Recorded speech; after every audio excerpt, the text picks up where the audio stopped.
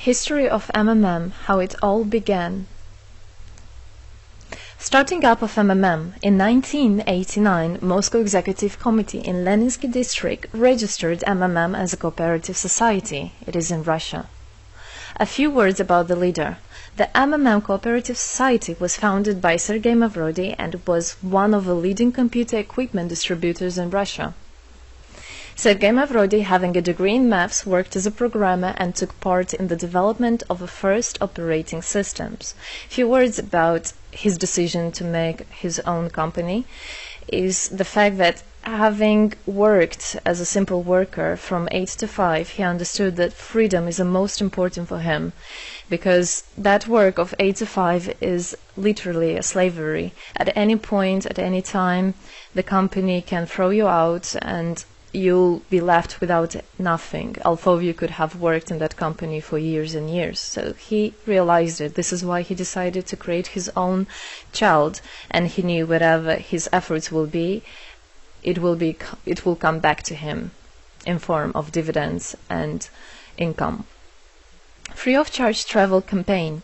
In 1992, the brand became universally recognizable after Mavrodi offered several times to all the residents of Moscow a day of free of charge travel in metro, Moscow subway. Pretty smart. Birthday of MMM. On October 20, 1992, the joint stock company MMM was registered. In fact, it is the birthday of MMM in the traditional form in which people got used to consider it. The shares of MMM on sale. February 1st, 1994, the shares of MMM went on sale, and people immediately began to buy them. Moreover, the company willingly bought them back on a new, higher rate, which grew very fast at about 100% per month. The company's principle today is always more expensive than yesterday worked perfectly. Few words about that. Why did he do that? As you might know, in 1991, the Soviet Union fell. So if until at the time of the Soviet Union, everything that there was in the country, like properties, different companies or whatever that was bringing some goods, was national. So any person of the country was entitled to have a share of that production, of that company. Everybody was equal. But when the Soviet Union fell, what it meant is that all the companies, all the properties had to be privatized. So you can imagine there is a company, a huge company. People worked there for years and years. And at one moment there comes a person and says, all that is mine. Yes, this was the case, and obviously that information, that laws about the fact that it was possible to privatize was kept only for a small group of people for obvious reasons. So a simple worker who worked in that company for years and years or all his life didn't know he can actually come and say by law that that is his. So what genius idea Sergei Mavrodi had is to sell these shares to gather the money of the people, and with this money to buy those companies. So basically, if a person has an MMM share, he would have had an exact share from the company that Sergei Mavrodi bought. For example, a company from oil and gas or something else. Obviously, he knew perfectly which companies are worth it and which companies were not. There was quite a battle there. So as you can see, his idea was great, but let's see what happens. Government is trying to hinder MMM's activities. Surprise, surprise! Planned by the Russian government, MMM 94 was intentionally collapsed. It began when tax inspectors accompanied by OMON officers passed through the crowd of depositors and went inside the central office of the company to give a notice about the planned tax inspection. Right. So obviously, the small group of people that I was talking about is the government people, is the people that have connections and so on, and they wanted obviously all that money, all those properties to be kept in their hands. This is how the nowadays oligarchs were made. At that moment they had nothing. In one day they got loads of money, and now you can know them as very rich people who made their money on the back of a nation. So obviously they did something just to provoke some panic going through the crowd. Obviously, for any financial institution, a panic is really bad. As I remind you, at that time, MMM was selling shares, was a share stock company, let's say. Mavrody's arrest. Sergei Mavrody was arrested on tax evasion charge. Really lame excuse. It wasn't at all like that. What happened, even the person that was in charge with giving the arrest, he told him that there was no other option for them. They had to do something, even though it was illegal what they were doing, but they had to do it as they were afraid of him. Because, as he said, another 2-3 months and in whole Russia there would be no government, no banks, nobody, only Sergei Mavrody, that who holds the money nowadays. This is in charge. So he was arrested, and his arrest was broadcasted live on all TV channels, obviously to show off more, to show people how bad he is, and actually the government didn't do anything wrong. On the same day, there was a storm of the central office of MMM. The company was prescribed to recover 49.9 billion rubles to the budget. Huge money. The question about the money in MMM 94 is open, as no one still can give an answer where it is. The authorities simply turned a blind eye to it, although hundreds of eyewitnesses are ready to confirm, even under oath in court, that they saw 17 trucks take out cash through the back door. So unfortunately, at that time, there was no internet, no bitcoins, no other internet wallets, and all the money were obviously kept in cash in the MMM offices. And the government took advantage of it. They just came, took it out, and then they said nothing. Moreover, they didn't say where the money went. They even made the way to make people believe that Sergei Mavrody was the one who took all those 17 trucks of money and disappeared. But obviously it wasn't the case. It was a simply lame excuse. Demonstrations against state authorities. August 1994. Thousands of MMM depositors affected by the artificial collapse of the pyramid protested and demanded to set Mavrody free. Actually, Mavrody could have used his powers and do huge, bigger protests, but he decided not to do that, as that would made as obvious a different protests of this type. There could be people injured or even killed, so he decided not to use people in this purpose. It was very noble from him to do that. MMM leader became a deputy. However, he found a way to get out of the prison. Being imprisoned, Sergei Mavrody had managed to register as a candidate for a deputy of the State Duma and was released from prison. He won the elections by a landslide and became the deputy of the State Duma of the first convocation. So, as a deputy in Russia, they have privileges. This is why, becoming a deputy, he was set free. The State Duma is against Mavrody. Surprise, surprise! The State Duma deputies deprived Sergei Mavrody of his deputy plenary powers due to his permanent absence at the Duma's meetings. That incident was the only one in New Russia's history.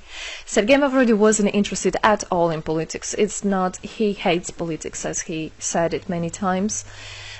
So he became a deputy only for the reason to get out of a prison. That's it. He wasn't interested to go to their meetings, as he himself considered as well the people there as being quite silly and not worthy to spend time with.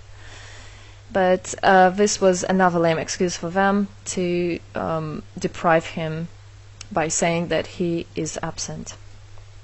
A candidate for presidency.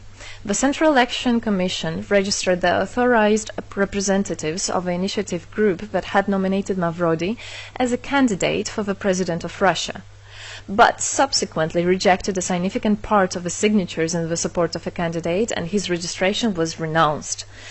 So, for obvious reasons, they did that again. They weren't interested into having a fair president, a fair leader on top of their head. Revival of MMM, January 2011. Sergei Mavrody renounced launching a new launching a new project of MMM 2011, Together We Change the World. Previously, there were simply no analogs of similar systems in the world. The film about MMM, the launch of a project fell in the same time interval with the release of Russian film about MMM Pyramid, the plot of which is based on the eponymous book in which the history of MMM is disclosed by Sergei Mavrodi. So he wrote a book, and there is a movie which I highly recommend you to watch. You can find it online on YouTube. MMM is building a new, fair financial order. June 2012, the activity of MMM made a lot of banks collapse and a huge outflow of funds from deposit accounts happened. The system numbered more than 35 million members at the time. For obvious reasons, the fight against the system started. It suffered the same fate as MMM 94, eventually collapsed. So what happened? A lot of banks, as I already said, had a huge outflow, and another minus of the system of that time was that it wasn't really quite a community, because the money was still kept by the managers in MMM. So it wasn't the same idea as it is now, comparing it now, where people exchange money between themselves. You don't need to put it in a central account. At that time there were central accounts, and it was again used by the banks. They simply blocked those accounts that they identified as being of MMM and took all the money away, and that's it. There were no other discussion about that. Again, huge loss of money. People lost a lot of money. Sergei Mavrodi didn't get all of them. It was again the banks that took the advantage of it. MMM 2012 is just the beginning. I'll be back. Sergei Mavrodi announced the launch of a completely new MMM, World Mutual Aid Fund, MMM community. It speeded up since the first day, showing crazy dynamics on new members' registration. It has been decided to send 10% of the whole turnover on payments to the affected members of MMM 2011. So again, another genius idea. In order not to make central accounts, in order not to gather the money somewhere, now the money are spread directly between participant itself. You can just check in your account online whom you should transfer the money to. So MMM now is connecting all the people between themselves in exchange, so that they can exchange the money and get benefits of it. It's amazing and it's crazy, but it is true. MMM is growing. Some short facts. 2012, MMM started its development in India. It had great, huge developments. 2012-2013, following India, MMM Bangladesh was launched as well. 2013, MMM Indonesia was launched. 2014, MMM Hong Kong. And it's not the end. MMM Global, 2014. MMM Global started up in the spring 2014. It is a voluntary network, a community of millions and millions of people from more than 100 countries worldwide. So there is already MMM settled in Argentina, Brazil, Philippines, Hong Kong and other, and all the rest of people in the world from all the countries of the world are able to participate as well. So they rebelled against the financial slavery and combined their money for this purpose. So how it is possible? MMM, the Republic of Bitcoin. Bitcoin is another genius idea to set the world free. For MMM Global participants' convenience, there were some 20 ideas on funds transfers implemented. From now on, all the countries where you can buy and sell Bitcoins can be registered in a branch of Free People of the Republic of Bitcoin. Thus, there is no barriers to develop MMM in small countries due to their restrictions on the international bank transfers. Banks. This is not something that we would want to use, as the banks can anytime put restriction on an account or even block an account and take all the money. Yes, the banks can do that. Read better your contract. So, Bitcoins is really genius idea to do that. Join MMM Global, join our community, set the world free. Don't hesitate, don't even think of going back, just go always forward. We are writing the history right here and right now. We are not going to be any more slaves working from 8 to 5, having pennies for that. We want to hold our own money and to get the benefits of it. I don't want a bank to use my money for their own purposes. I want us people, free people, to use our money, to exchange the money when it is needed, and to help each other. This is really a great idea. And join us, write the history here today with us, and together we will indeed change the world.